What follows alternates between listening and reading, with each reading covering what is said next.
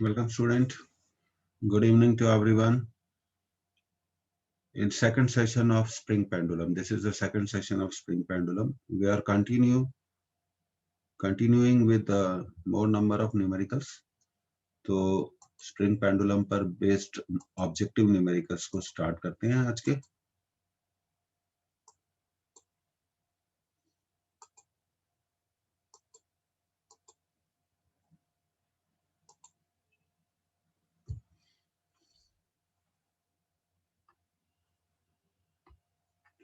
Question number 1,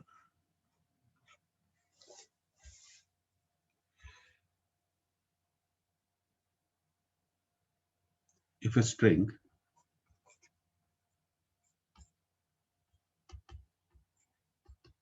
is extends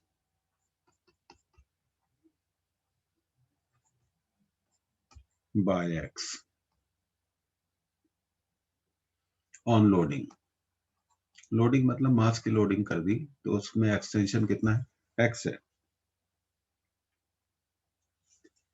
then the energy stored by the spring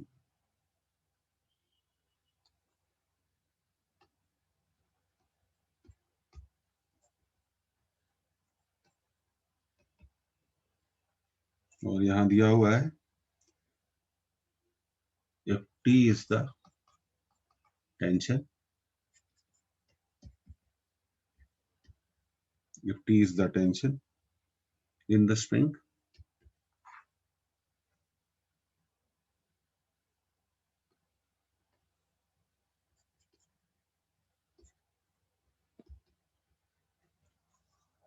and K is the spring constant.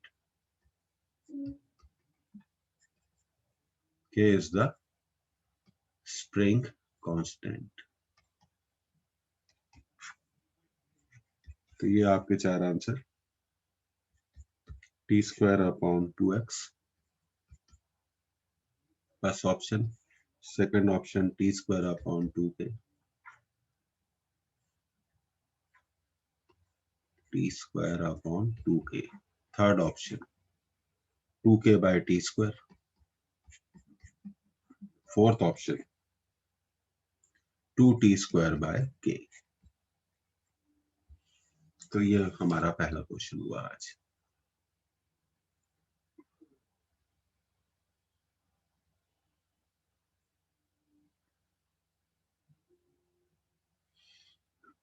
अब आप जानते हैं energy पूछी गई है, energy stored in the spring. तो स्टोर्ड एनर्जी का फॉर्मूला होता है U = ½ k डेल्टा L², या हमने आपको एक और फॉर्मूला बताया था 2KU = F²। F क्या हो गया, टेंशन हो गया, F क्या हो गया, टेंशन हो गया। तो U को हम लिख सकते हैं F²/2k, पर यहां पर टेंशन दिया गया है T, तो ये इसका आंसर होना चाहिए T²/2k, इसका आंसर होना चाहिए हमारा B।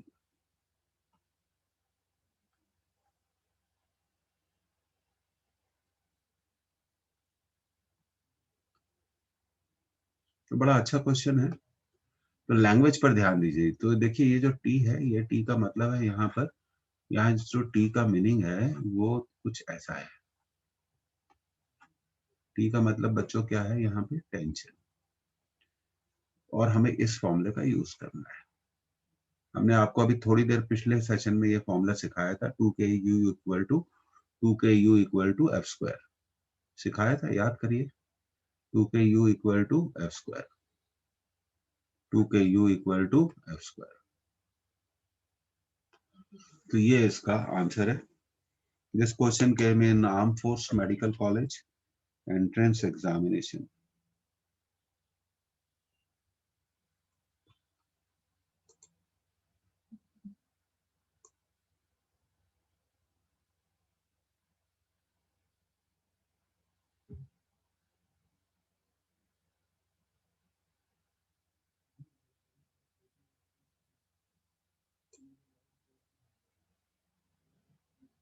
Okay,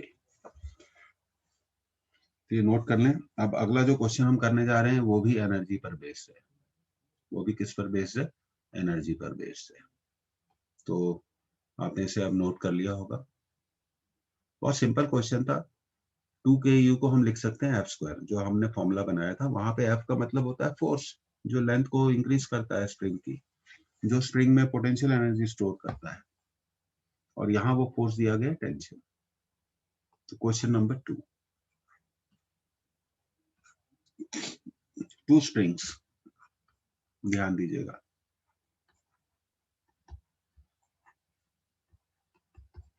with force constant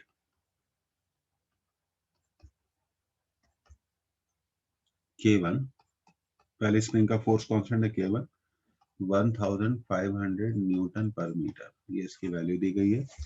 and K2, दूसरी स्प्रिंग का फोर्स कांस्टेंट है K2, उसकी वैल्यू भी दी गई है 3000 newton per metre square, are stretched by the same force, are stretched by the same force, are stretched by the same force. The ratio of potential energy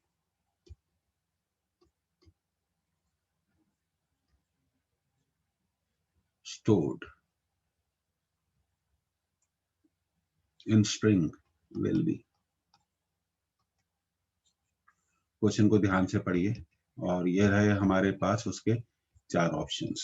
पहला option है 2:1, दूसरा option है 1:2, तीसरा option है 4:1, चौथा ऑप्शन है 1:4।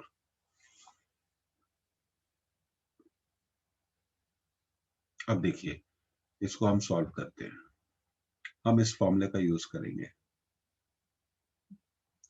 F square equal to 2ku,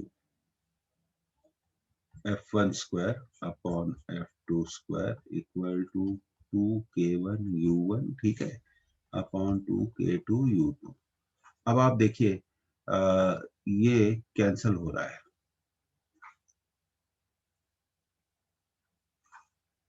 किस term की हम बात कर रहे हैं? इसकी। ये कैंसल हो रहा है, क्यों? क्योंकि ये कहा गया है they are stretched by the same force. तो 2 से 2 भी कैंसिल हो गया। तो k1 u1 upon k2 u2 will be 1।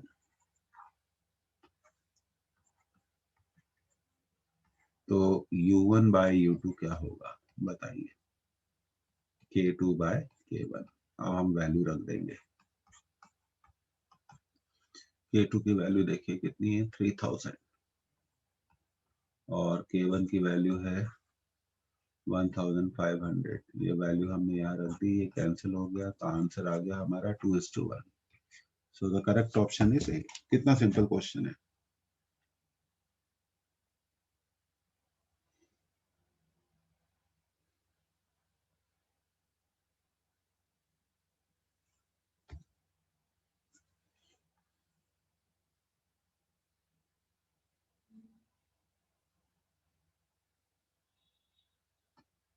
ये आपका आंसर रहा।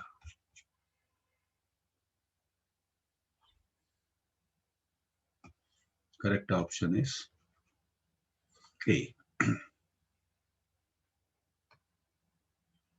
अब question number 3।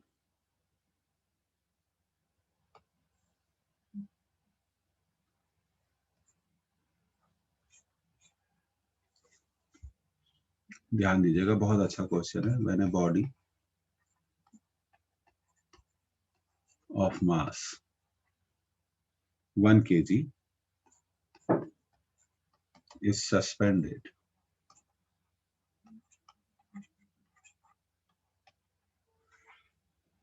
from a certain light spring, तो क्या होगा अगर हम स्प्रिंग के लोअर एंड पर किसी भी मास को सस्पेंड कर दें, तो वो मास स्प्रिंग की लेंथ को इंक्रीज कर देगा। हैंगिंग वर्टिकली, वर्टिकल है स्प्रिंग।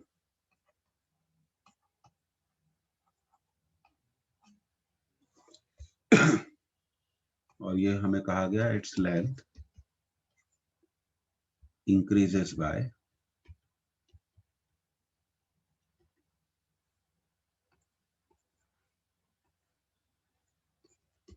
5 सेंटीमीटर। जब पहला सेशन हुआ था स्प्रिंग पेंडुलम का, तो मैंने स्टूडेंट्स आपको समझाया था कि जब भी किसी क्वेश्चन में ऐसी लैंग्वेज आए कि स्प्रिंग की लेंथ चेंज हो रही है, तो वो इसलिए दिया जाता है जिससे कि आप उस डेटा से फोर्स कांस्टेंट को के को कैलकुलेट करें। मैंने आपको सिखाया था mg इक्वल टू के डेल्टा है, तो इस डेटा से हम इस स्प्रिंग के फोर्स कांस्टेंट को कैलकुलेट कर लेंगे। अब देखिए आगे क्वेश्चन। बाय सस्पेंडिंग, बहुत प्रैक्टिस की जरूरत है। By suspending 2 kg block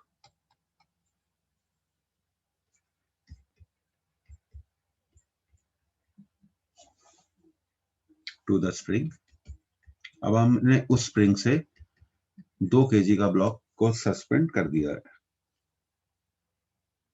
to the spring, and if the block, आगे लैंग्वेज देखिएगा, एंड इफ द ब्लॉक, ये जो 2 kg का ब्लॉक सस्पेंड किया है आपने, उसी ब्लॉक के बारे में बात कर रहे हैं। Is pulled through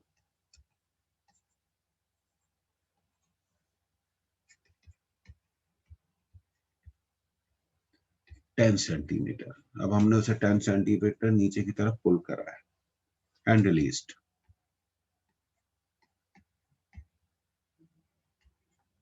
and released the maximum velocity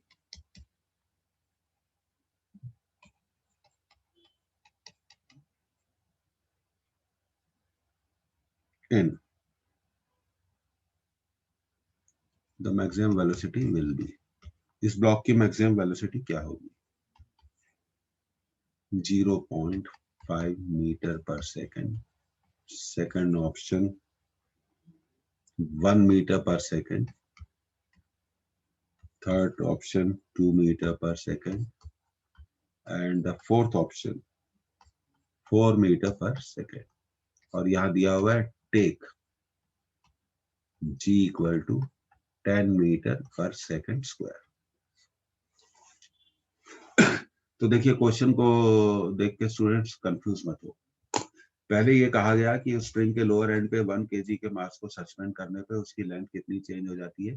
5 centimetre. ये डेटा इसलिए दिया गया है जिससे हम इस डेटा की मदद से क्या निकाल सके? स्प्रिंग का फोर्स कांस्टेंट। और उसके बाद उन्होंने कहा अगर हम स्प्रिंग से 2 kg ब्लॉक को सस्पेंड करके रिलीज कर देते हैं, तो हम जानते हैं जब किसी भी स्प्रिंग से अटैच ब्लॉक को हम पुल डाउन कर दें और रिलीज कर दें, तो वो ऑसिलेशन करता है, सिंपल हार्मोनिक मोशन। और उस पर उसके ऑसिलेशन पे सिंपल हार्मोनिक मोशन के सारे फॉर्मूले क्या हो जाते हैं? एप्लीकेबल हो जाते हैं। तो पूछा गया मैक्सिमम वेलोसिटी, और मैक्सिमम वेलोसिटी होती है ओमेगा ए। मैक्सिमम वेलोसिटी कितनी होती है? मैक्सिमम वेलोसिटी कितनी होती है? Omega A. तो आपने इसे अब नोट कर लिया होगा।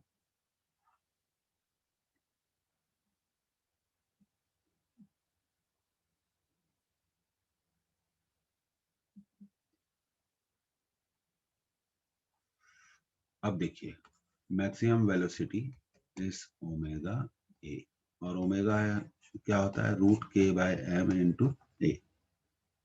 तो ए तो दिया हुआ है 10 सेंटीमीटर, तो ये हो गया 10/100 मीटर, और मास भी कितना दिया हुआ है 2 kg।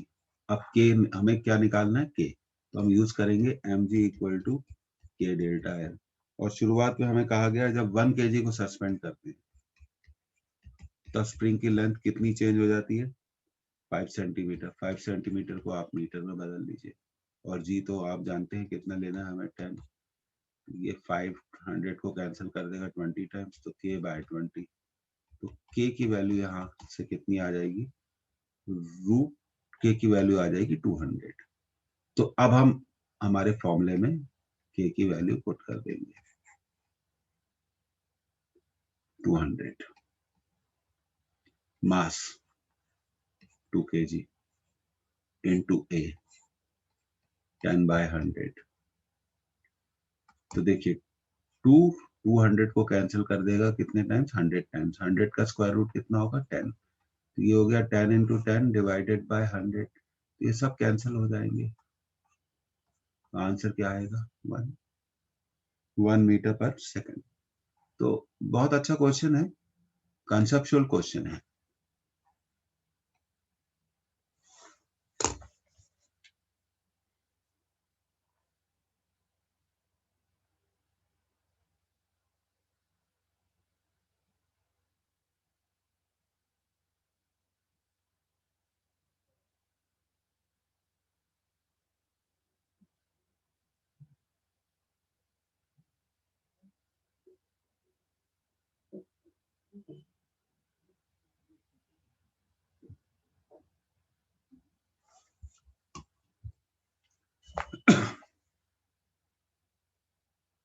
ठीक है, अब आपने इसे नोट कर लिया। प्रैक्टिस करनी पड़ेगी, प्रैक्टिस करेंगे तभी क्वेश्चन आपको आसान लगना शुरू होंगे। Okay, will go for the next question.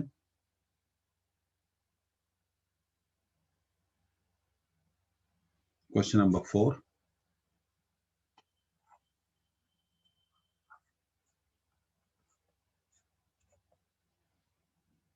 Two springs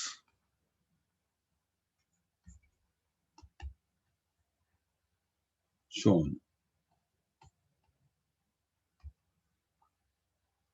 are identical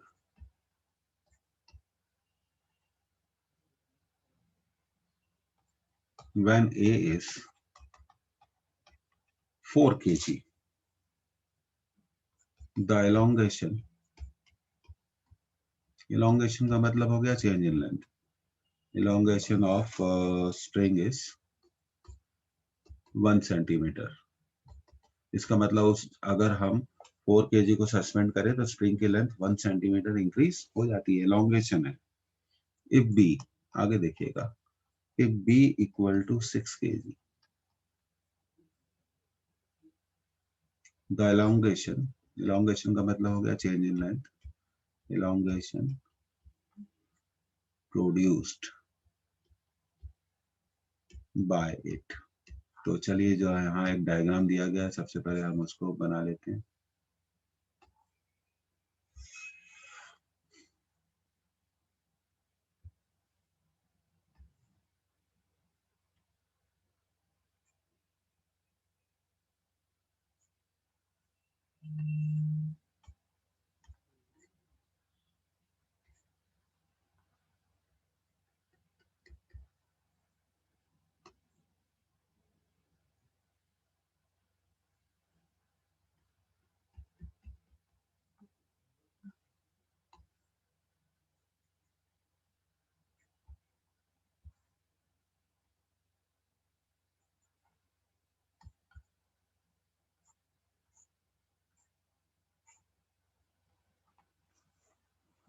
अब इसके 4 आंसर्स।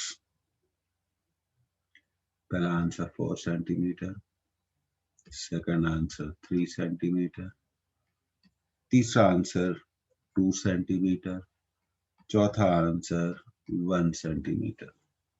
तो आप देखिए इन दोनों डायग्राम्स में, पहले डायग्राम में सिर्फ एक ही स्प्रिंग कनेक्टेड है, और दूसरे डायग्राम में कितनी स्प्रिंग कनेक्टेड है, दूसरे डायग्राम में कितनी स्प्रिंग कनेक्टेड हैं, 2 स्प्रिंग है, और वो दोनों स्प्रिंग कैसे कनेक्टेड है, ये देखिए आप, दोनों स्प्रिंग कैसे कनेक्टेड है, they are connected in series. तो यहाँ अगर फोर्स कांस्टेंट k है तो सेकंड केस में फोर्स कांस्टेंट k नहीं होगा, क्या होगा, k1 k2 upon k1 plus k2। तो खैर सबसे पहले तो आप लोग इस क्वेश्चन को क्या करें, नोट कर लें, फिर आगे इसको सॉल्व करेंगे।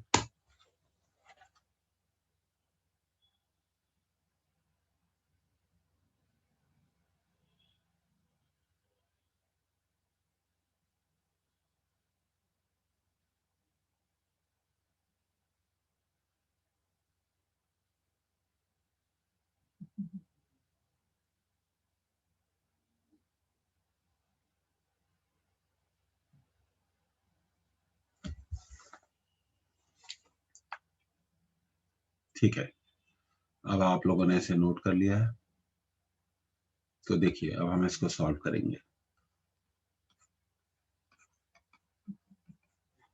आपको फॉर्मूला मालूम है, mg equal to k delta l।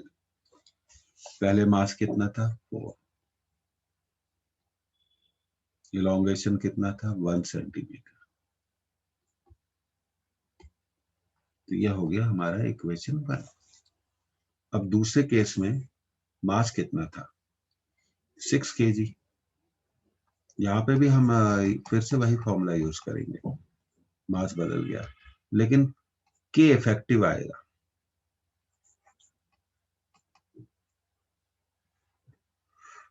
अब के इफेक्टिव हमें निकालना पड़ेगा, ये हमारा सेकंड इक्वेशन आ गया। अब हम सेकंड इक्वेशन को अगर फर्स्ट इक्वेशन से डिवाइड कर दें, 6g अपॉन 4g के इफेक्टिव डेल्टा एल अपॉन के इंटू 1, के इंटू 1, और हमसे पूछा गया है डेल्टा एल। तो अब हमें निकालना पड़ेगा के इफेक्टिव। के इफेक्टिव को निकालने के लिए हम क्या करेंगे, हम इस फॉर्मूले को यूज करेंगे, k1 k2 upon k1 plus k2। 2 string थी ना, k इंटू के अपॉन k प्लस के, तो बच्चों ये हो जाएगा k स्क्वायर बाय 2k, तो ये हो जाएगा k बाय 2। तो अब हमारा k इफेक्टिव आ गया k बाय 2। तो हम इस इक्वेशन में ये जो आपको दिख रहा है ना, ये इक्वेशन इसमें हम रख देंगे 6/4। तो ये हो जाएगा हमारा कितना, k by 2 into delta L upon k into 1। तो k से k तो कैंसिल हो गया, और यहाँ पे भी 2 से कैंसिल कर दें, तो ये हो गया 3/2, ध्यान दीजिएगा, equal to delta L by 2। तो 2 से 2 कैंसिल हो गया। तो सेकंड केस में एक्सटेंशन कितना आया 3, तो हम उसको लिख सकते हैं 3 सेंटीमीटर। तो जब तक बहुत कंसेप्ट क्लियर नहीं होंगी तो इस तरह के क्वेश्चन स्टूडेंट्स नहीं बनेंगे। और देखिए, एक पढ़ाने वाला आपको बहुत सारे क्वेश्चन सॉल्व करा सकता है, बहुत अच्छी बात है, लेकिन आपको भी प्रैक्टिस करनी पड़ेगी। आपके पास जो भी नोट्स हैं, उन नोट्स को यूज करिए।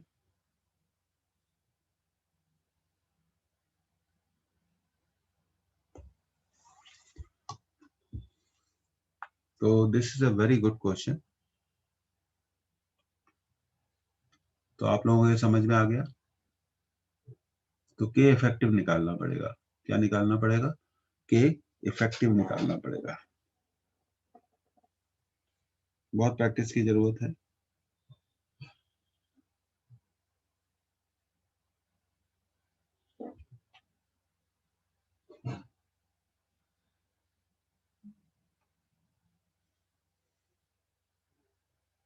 हमेशा याद रखिए।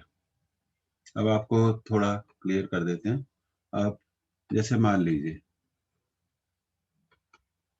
ये स्ट्रिंग है और इसके नीचे हमने, तो हम यहाँ लिख सकते हैं mg इक्वल टू के डेल्टा एल। अब मान लीजिए ऐसी अगर 2 स्प्रिंग हैं जिनके फोर्स कांस्टेंट है k1 k2, तो हम क्या लिखेंगे, mg equal to k1 plus k2 delta L. और मान लीजिए ऐसा भी तो हो सकता है कि स्प्रिंग किस में कनेक्टेड है, सीरीज में, और नीचे ब्लॉक को सस्पेंड करके, तो यहाँ पे हमारा फॉर्मूला क्या आ जाएगा, K1 K2 सीरीज हो गया upon K1 plus K2 into delta L। तो मैं आप लोगों से पूछना चाहूंगा कि ये आपको क्लियर हुआ कि नहीं ये केस।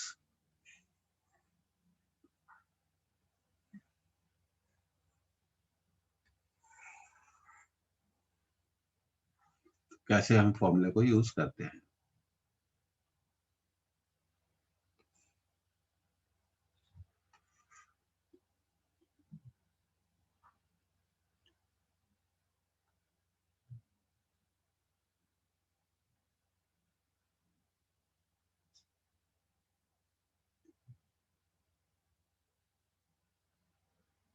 ठीक है, तो अब आपने इसे नोट कर लिया।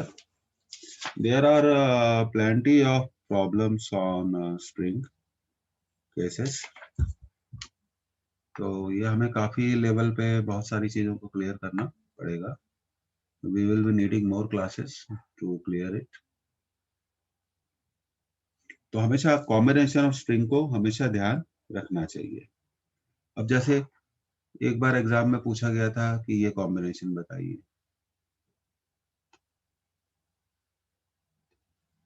एक स्प्रिंग है ये K1 और ये है K2 और फिर एक और स्प्रिंग हमने यहाँ कनेक्ट कर दी K3।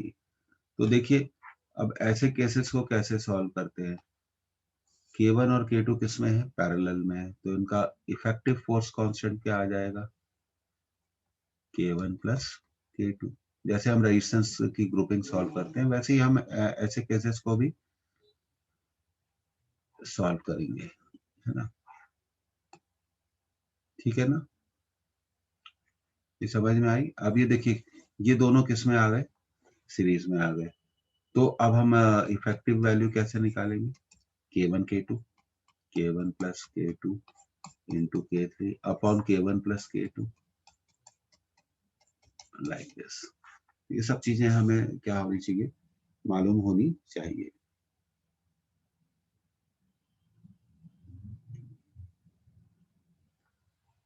ये कॉम्बिनेशन को हमें यूज करते हुए आना चाहिए। इसे आप नोट कर लें स्टूडेंट्स।